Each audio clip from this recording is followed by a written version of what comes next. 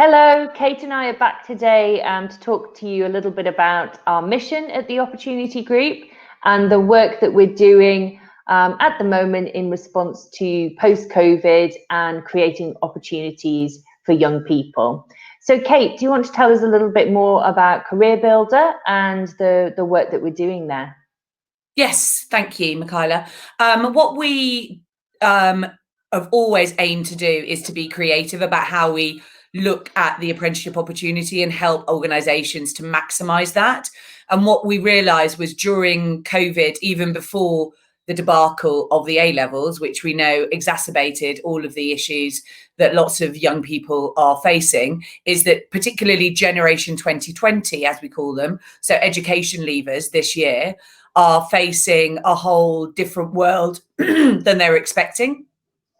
And how could we help them with actual opportunities to give them some breathing space to make their final decision about where they want to go next, but also to give them a practical qualification and work experience, and also, really importantly, a salary. Because what we found was that loads of people in the marketplace, loads of organisations and training providers are creating employability skills, they're creating internships, which are great.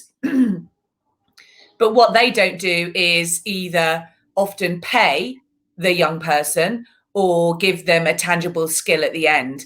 And I think what's happening is lots of different organisations are creating their own credibility certificates, which are in danger of actually muddying the water even further. That if you've got a certificate to say you've passed a course, as a young engaged person, you might do 4 of those courses, but actually they're probably going to be the same program and the same course. So what could we do to give them a tangible experience? So we created Career Builder, which we are sharing with very many engaged organisations who want to create a positive legacy after the COVID and health and financial fallout.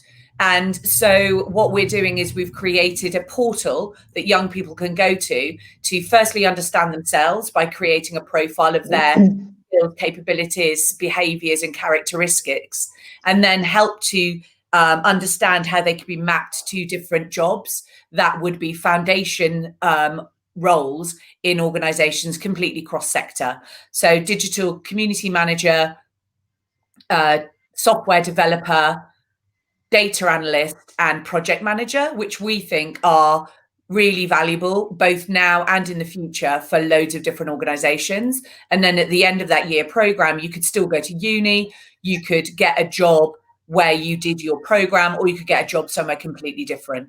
And we think that that is the most valuable way that we can support a disenfranchised population at this time.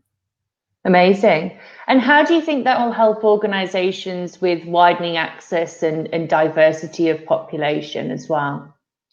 So what we've done is we have, over the years that we've been speaking to organisations, one of the main reasons that they don't hire school leavers is because of the concern about pastoral care and having a longer career trajectory. So we have decided to support the employers in taking all of the attraction, engagement, recruitment and pastoral care of the young people and package that into a managed service. So it really is a plug and play offering. They just need to say that they are willing to give a person or 10 people a chance in their organisation and pay them a salary, and then we do everything else. And everything else that we do is funded through the apprenticeship levy.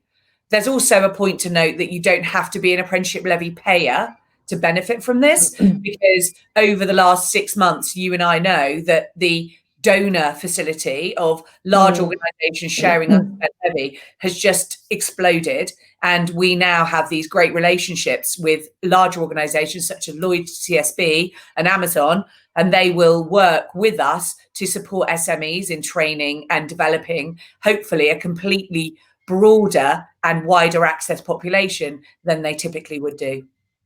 No, I think it's a really nice example, and the combined authorities are working really hard, aren't they, now to make sure that the levy transfer is a really great success. And there's some really good examples of that happening already in West Midlands, in Greater Manchester, and with the COVID recovery fund that's happening in London as well. So like you say, it's broadening access for SMEs who otherwise might not be able to support young people into roles and then pay for their development as well. So no, it's a very exciting time. Is there anything else, Kate, you'd like to talk about Career Builders? Is there any good points to share with our audience? I think there's another piece, which is if you can, if you're in a position to bring someone into your organisation for January 31st, you will get a £2,000 bonus from the government for creating a new opportunity that is an apprenticeship, which is not to be sniffed at. And then also when you are bringing the young person in, you will not need to pay national insurance for them. And also you will potentially get additional support depending on where they have been hired from in your region. So there are lots of governmental tax breaks for you to be part of this initiative as well. Fantastic, thank you.